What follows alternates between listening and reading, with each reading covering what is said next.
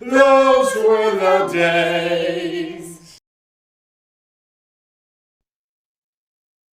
Hey guys, Justin Lee Harold here with another edition of Those Were Days Extended. And today I'm actually going to take you down a little bit of a memory lane with this interesting topic here. And this one is going to be the many wives of Victor Kiriakis. Not all of them I'm going to do because in the past I've done Maggie before and we've talked about her. And we've actually also talked about everyone I'm going to talk about today. But I thought it'd be an interesting way to kind of put a spin on this is to look at the character of Victor through all of the different wives that he's had and how him being with those wives at that particular time changed him from who we know Victor to be, from who he came onto the show with in the late 80s, early 90s, to who he was in the mid 90s versus early 2000s, to who he was when we said sort of goodbye to him with Maggie. I'm not going to cover the Maggie years, and I'm probably going to leave out the Kimberly saga in a little bit. I'm going to delve a little bit into the Carly stuff, but what sort of made me actually go on this train was here we go was this picture here. In this again, I take you guys back to this is actually May 28th, 2010, when Vivian marries Victor for the second time. This is their second marriage here. This one, if you guys don't remember, this was a period, this was more like a marriage of convenience or a marriage of more of a deal between Victor and Vivian. This was when she was sort of targeting Carly, like for the second time. Many of you know the infamous sort of Vivian buries Carly alive storyline that happened late 80s, early 90s. This one was, again, 2010 when Vivian was after Carly for killing Lawrence in self-defense. And she was targeting Carly. She also targeted, if you remember, Melanie through Carly when she found out that Melanie was her daughter. This is sort of the aftermath of that, of her going after Melanie, her getting getting a conscience and not wanting to kill Melanie to hurt Carly, and then deciding, you know what, why go after this sort of innocent young woman? Why don't I just kill Carly myself? And then what happened was Bo got involved because at this time, this is when he and Carly were together for the second time in a row. This is when he and Hope were split up. So he's with Carly at this point. And then Bo got involved, threatening Vivian, you know, to stay away from Carly or he would hurt her. And then sort of Victor didn't want any sort of collateral damage where Bo was concerned. And so he basically made Vivian a deal that he would marry her if she sort of dropped her vendetta against Carly and Melanie, and decided, you know, and sort of went the straight and narrow and didn't hurt them. That was very short lived because we know Vivian cannot Vivian cannot, as much as she'd like to try, cannot help herself. So that was her second marriage. But that sort of, if you look at this photo here, down here in the right hand corner, where we see Vivian, Kate, Carly, and Nicole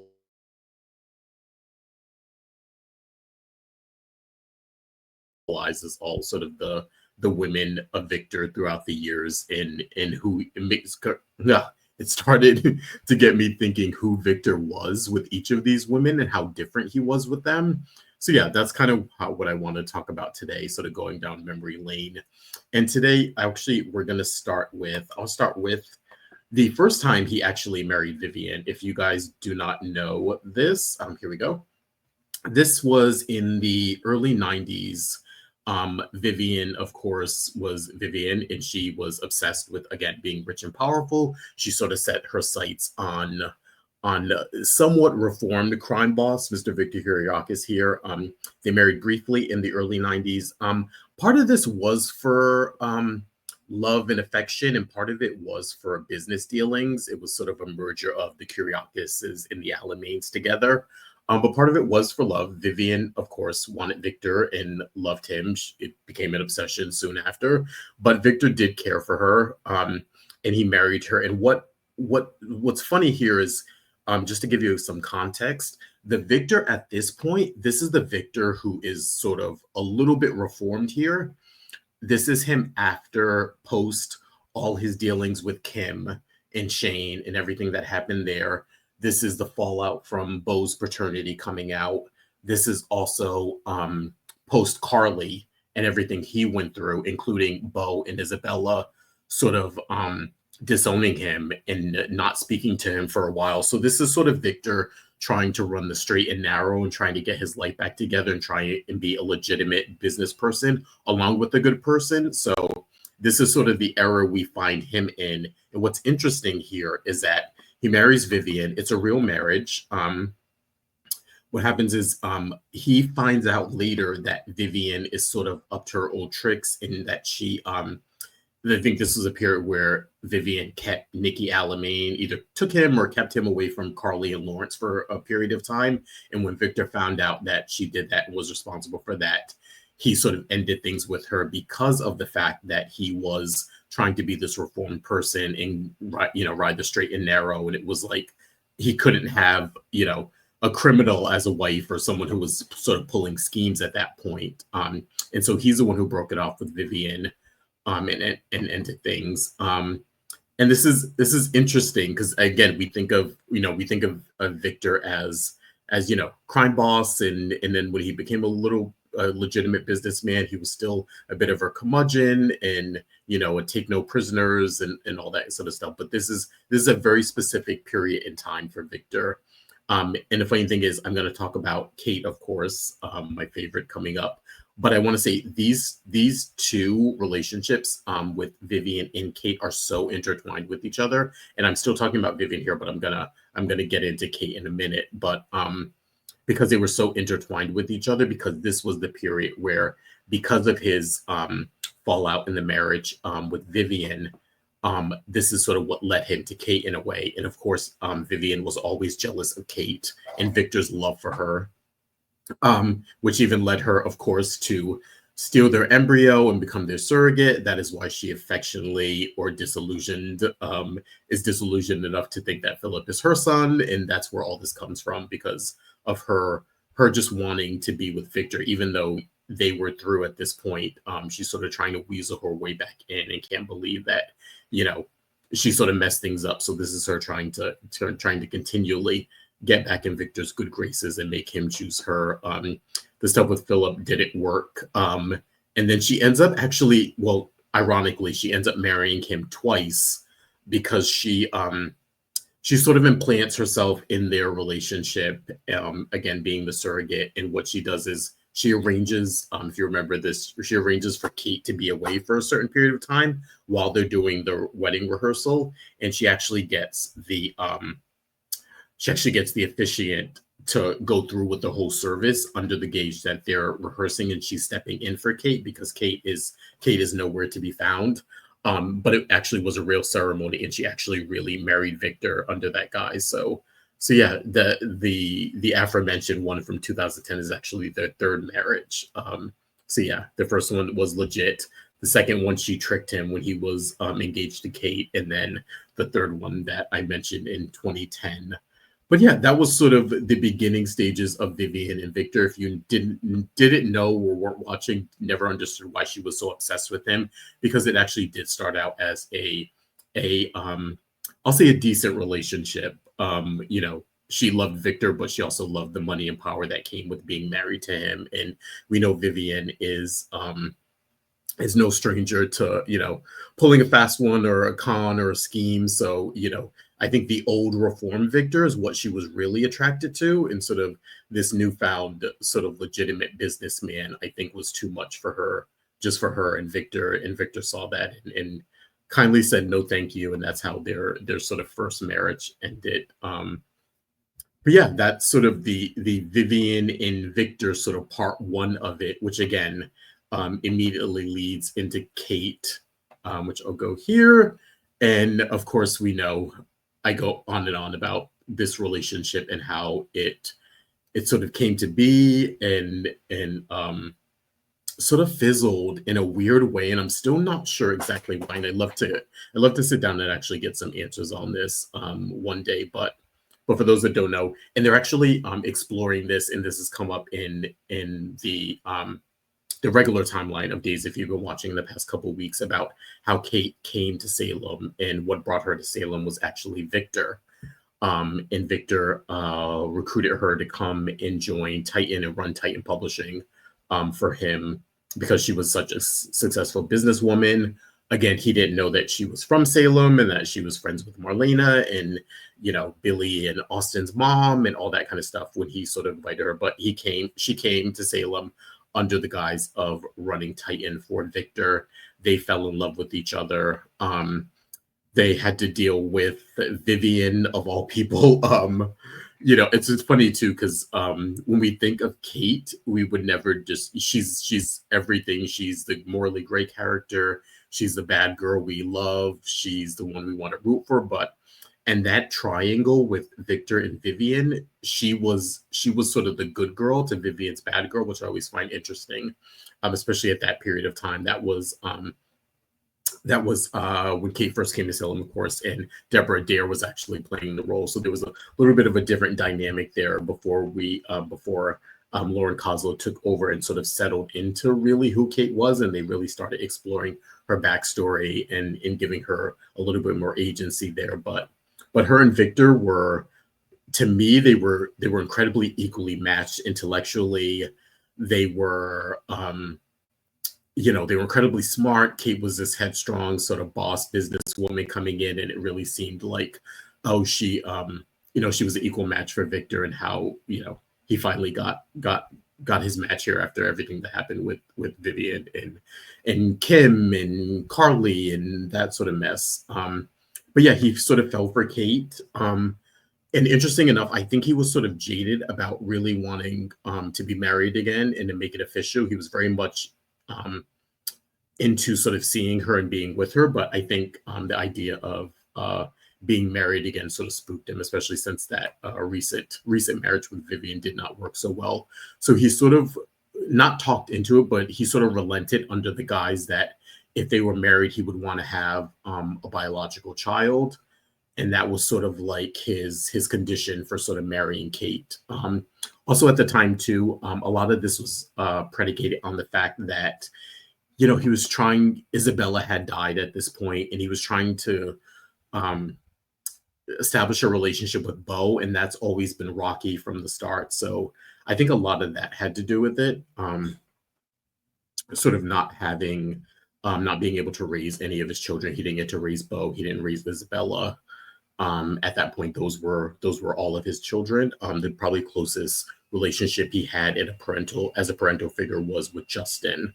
And Justin was off campus at this point. So yeah, I think it was really important for him to, if he was going to do it and get married again, and he wanted to do it with Kate, was that they do it right and have a baby, and he got to do sort of be sort of that family man I think he had missed out with again, Bo and Isabella at that point. So yeah, that was sort of the genesis of their relationship. As I said, if you watched it back then, they were so equally yoked. And then I felt like I still don't know what happened to this day where they decided they wanted to break them up. And I think it's not saying they should have been together for the duration of the 30 years. I think Kate as a character better suited through her storylines throughout the years sort of came out in maybe a better fashion than maybe John Anston's Victor. And we'll get into a little bit of what happened to him after sort of this storyline or this relationship fizzled. But yeah, I'm always curious to know what was the impetus to break them up as a couple, because they were so together. And I don't know if it was kind of wanting to expand Lauren Koslow's characters. Her version of Kate was becoming so popular and people were really loving it. And again, she was becoming more morally gray than she had been before previously. So I don't know if they thought, we want to expand or move Kate over here into some other things. So, we can't do that with her if she's attached to Victor, kind of a thing. I'm not sure. Like I said, I'm dying to know, but yeah, to me, this was Victor's best pairing. I think I've been watching Gay since I was a toddler, but sort of the 90s is what I like to consider one of their big heydays, and Kate and Victor were just that couple. And so yeah, I was always sort of surprised and shocked when they decided to break them up. And they didn't do it amicably. It was, she had eyes for Nikki Alaman at one point, and he was getting more distasteful of her. And then Victor had a stroke, and then that caused, a big rift and separation with them, even though they were still committed to one another. And then, she tried to kill him at one point, and he faked his death to scare her into a confession. And I mean, their relationship went haywire. Just when they decide to end it, they really decide to end it. And the good thing is, after so many years have passed, they sort of came back around. I think because of the fact that they were parents to Philip here, and the fact that he is the only child that he got to raise, and Kate is the only wife that he got to raise a child with. So I think that always held a special place with him, as much as he would get frustrated with Kate and her schemes at one point, or she would get frustrated with him. I think there was always such a mutual respect they have for each other, even though their relationship sort of fizzled before it sort of came back around to them sort of being okay and friendly with each other. But I think, raising Philip or having Philip was always a big part of that. So, yeah, again, that for me was was Victor, in my opinion's best pairing. Now we're going to move on to this next pairing, which, again, these all sort of lead into each other. Vivian leads into Kate, and Kate, of course, leads into this next one, which is the Nicole and Victor few years, which are still a big, big mystery to me. I understand how they sort of got together, sort of became sort of serendipitous. Victor sort of falls for Nicole when she stops a plan that Kate has to kill Victor. So he becomes somewhat indebted to her and looks at her in a different way. I think at this point, Nicole is in an interesting point in her life and in the show. This is post Eric and Greta and that fallout. This is also her trying to establish herself, make her mark. If she's she married Lucas for the money. The money got taken away. She tried to work things out with Eric. That sort of fizzled. He left town, and she sort of left there. Okay, what's my life going to be like now if I'm not pursuant to money, and I'm also just lost the love of my life. Where am I at now? So it made sense how these two sort of came together.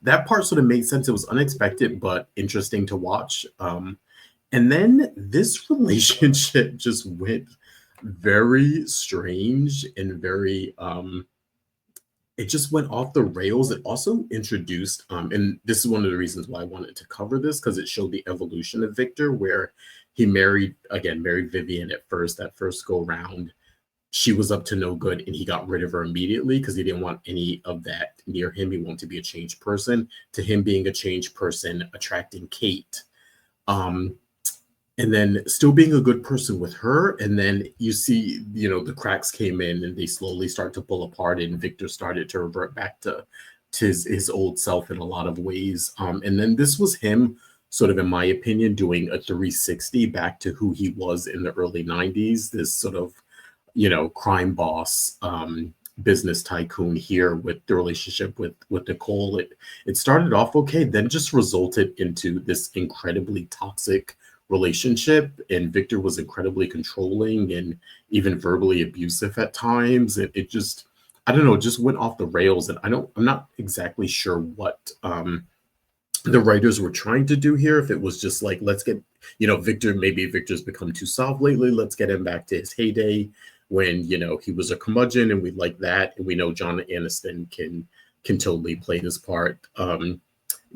It's not the most likable, I'll say, for Victor. These are the sort of the years where I did not like Victor at all. I thought they took him a little bit way too far. So I think I'm glad when this sort of period in this marriage ended, they sort of pulled him back a little bit before they brought him and hooked him up with Maggie, I think, which was a good pairing. And I've covered that in other videos, and maybe I'll do it again someday. But yeah, I liked Victor when he was with Maggie. It was a nice balance, even though, like I said, I think his best pairing was with Kate. I do love the back and forth he had with Vivian, even though I don't think they were so matched. I liked her obsession with him. I liked his, at times, interest in her. At other times, his sort of weird tolerance of her. So yeah, I thought it'd be interesting to sort of go down the rabbit hole with Victor and his many wives, from Vivian to Kate and Nicole, which I think are his three most significant. Again, at some point, I'll probably delve into the backstory with Caroline, and then the stuff with Kim and Shane, and I'm sure I'll do the stuff with Carly at some point too. But I just kind of want to take a fun little trip down memory lane regarding Victor and his many wives. So yeah, there it was. And I'll see you guys next time. Thanks. Bye. Those were